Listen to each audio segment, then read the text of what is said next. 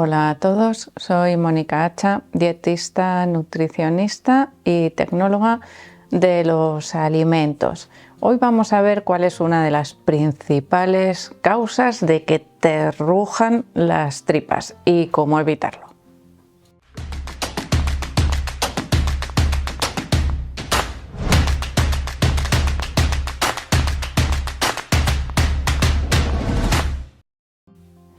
Ese rugir de tripas o ese ruido que a veces puede ser más alto de lo esperado y bueno, pues provocar a veces como cierta sensación de vergüenza cuando estamos sobre todo rodeados de más personas, es algo que es habitual, aunque no siempre el nivel de rugido de nuestras tripas es igual. Generalmente cuando nos preocupa es cuando bueno, pues alcanza niveles, vamos a decir, un poco más altos, audibles, ¿no? Desde el exterior, incluso cuando las personas no están muy cercanas.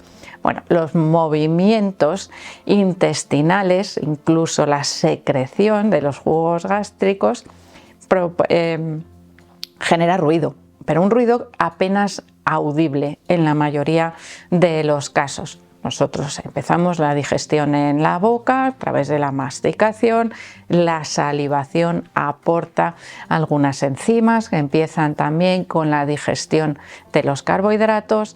Ese paso hasta el estómago, vamos a decir que es por gravedad, porque el esófago realmente no se mueve, simplemente permite que la comida que pasamos desde la boca al estómago vaya cayendo y circulando con facilidad. Pero una vez que la comida está ya los alimentos están en el estómago, comienza el verdadero proceso de digestión. Cuando las tripas nos rugen, a veces podría estar ocasionado por sensación de vacío en el estómago, es decir, esa sensación que se nos genera cuando empezamos a tener hambre y notamos aquí en la zona del estómago esos movimientos que podrían estar ocasionados por esa activación hormonal que nos está mandando señales de que necesitamos comer y al mismo tiempo está preparando ese estómago para la recepción de los alimentos, pues con una pequeñita secreción de jugos gástricos. Por lo tanto, ahí podríamos tener una de esas causas de aparición de esos ruidos intestinales, que por cierto tienen un nombre específico, borborigmos, que bueno, pues una palabra así rara que podemos mantener también ahí en memoria. Bueno, yo estoy segura de que se nos va a olvidar y nosotros vamos a seguir hablando de ese rugido, ¿no?, de las tripas. ¿Por qué? Pues porque ese ruido nos recuerda mucho al rugido de algunos animales. Bueno, vamos, que a veces, bueno, pues me voy un poco por las ramas cuando se me van ocurriendo cosas. Volvemos a ese estómago, que en condiciones de vacío puede generar un ruido un poco más ruidoso de lo normal. Si yo mantengo en calma mi estómago, le llega la comida a la hora adecuada y no genera ruidos más que los movimientos y ruidos habituales, evidentemente yo no lo voy a escuchar nunca. Con lo cual, ese ruido, notándolo en la zona del estómago, puede estar relacionado, como os digo, con la necesidad real de ingesta de alimentos. Ya no hablamos ni de hambre emocional ni de otras causas, sino realmente de que mi cuerpo está mandando señales para que yo ingiera alimentos porque han pasado demasiadas horas desde mi ingesta anterior. Bueno, podría ser una de esas causas, como os digo, de ruidos. Después sigue avanzando el alimento una vez digerido en el estómago por el intestino delgado, que ese sí que se mueve y bastante además, porque tiene que permitir que el bolo alimenticio siga avanzando para conseguir una perfecta absorción de todos esos nutrientes. Y nuestro intestino delgado no es un tubo por el cual la comida pueda caer por gravedad, ya que se encuentra enredadísimo en nuestra cavidad abdominal. Por lo tanto, necesitamos de esos movimientos peristálticos, que es como se llaman, que permiten el movimiento de esos alimentos. Vale, ese movimiento normalmente no genera ruido, es decir, no es audible.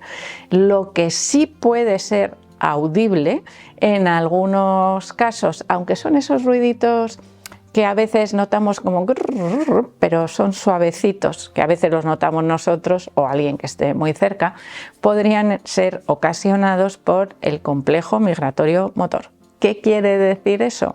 Ese es el responsable de la limpieza de nuestro intestino y empieza a funcionar una vez que ya hemos terminado la digestión y por lo tanto serían ruidos que aparecerían al cabo de más de 2 horas, incluso alguna más, después de la ingesta de alimentos.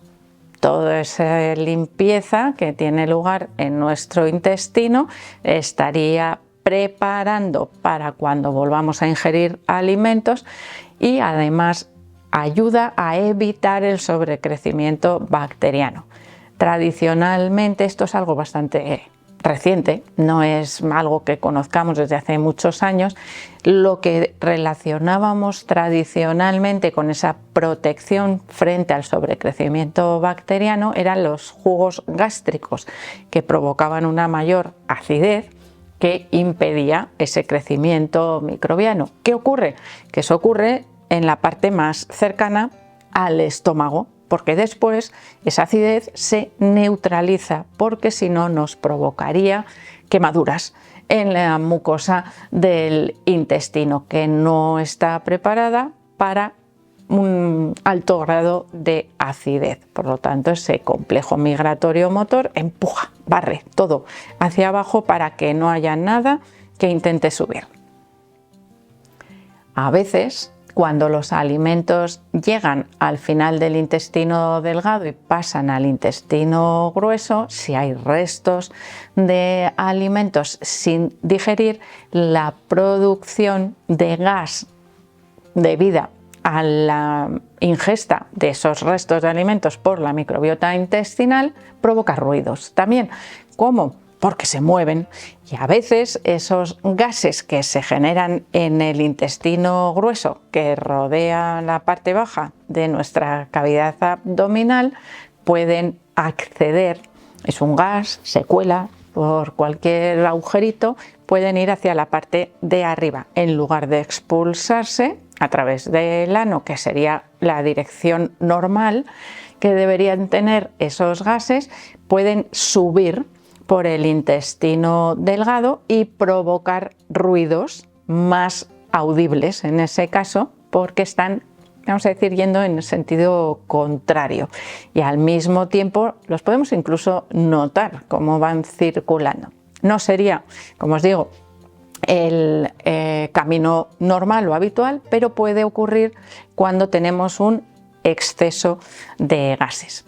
Pero también puede ocurrir otra cosa que, bueno, ahí ya nos indicaría una de las mayores causas de aumento de ruidos intestinales, y en este caso sí mucho más sonoros, que sería la disbiosis. Cuando existe una disbiosis, una alteración de la microbiota intestinal con sobrecrecimiento bacteriano en el intestino delgado, la generación de esos gases ya no es en el intestino grueso, sino que es en el intestino delgado. Es decir, esos gases tienen capacidad para generar mucho más ruido que cuando se cuelan en pequeña cantidad. Y eso es algo que resulta muy molesto y que es una de las principales, vamos a decir, uno de los principales síntomas de aparición de alteraciones de, como os digo, sobrecrecimiento bacteriano. En ese caso podemos tener diferentes tipos de microorganismos y pueden ser diferentes tipos de alimentos los que nos causen mayores ruidos cuando los consumimos, dependiendo del tipo de microorganismos que se encuentren en ese caso relacionados con esa alteración en la microbiota. Pero en este caso sí que os digo que el ruido que se genera por esos microorganismos que están comiendo donde no deberían estar es mucho más evidente, es mucho más audible, algo que no nos gusta a nadie, porque a veces esos ruidos, bueno, pues ya sabemos que se pueden confundir, por ejemplo, con ventosidades, y a veces, bueno, pues nos da mucha vergüencita, ¿no?, que los demás escuchen cómo nos rugen las tripas. Para evitar esos ruidos debemos reducir, en estos casos en los que hay una alteración en la disbiosis, el consumo de alimentos ricos en fibra. En algunos casos reducir también el consumo de alimentos ricos en azufre, que serían, por ejemplo, las crucíferas, la cebolla, el ajo, que podrían estar aumentando o estimulando esa microbiota alterada. Y por otro lado tendríamos también, bueno, pues evitar consumir agua con gas u otros refrescos, evitar también el consumo de chicles, beber con pajita, evitar el acceso de un exceso también de gases que cuando circulan por el sistema digestivo estarían aumentando en ese caso también los ruidos intestinales, con lo cual es muy importante cuando tenemos un aumento de ruidos intestinales tratar de evitar aquellas posibles causas, pero evidentemente no vamos a notar mejoría si existe una disbiosis y no la tratamos adecuadamente. Otro, vamos a decir, factor importante sería dejar realizar su trabajo al complejo migratorio motor, que necesita, bueno, al menos 2 horas también para realizar esa limpieza completa. Es decir, empieza después de la digestión, necesita 2 horas. ¿Cuánto margen debemos dejar antes de comer? Pues unas 4 horas, más o menos. Si nosotros estamos comiendo o picoteando continuamente a lo largo de todo el día, ese complejo migratorio motor no funciona, no limpia el intestino y podemos ser mucho más proclives a sufrir ruidos intestinales y también una disbiosis, que es una de las principales causas. Así que vamos a darle cierto descanso también a nuestro intestino para que esté siempre en perfectas condiciones. Así que espero que os haya gustado el vídeo, por supuesto que le deis al like, no dejéis de suscribiros al canal y espero seguir viéndoos a todos en los próximos vídeos.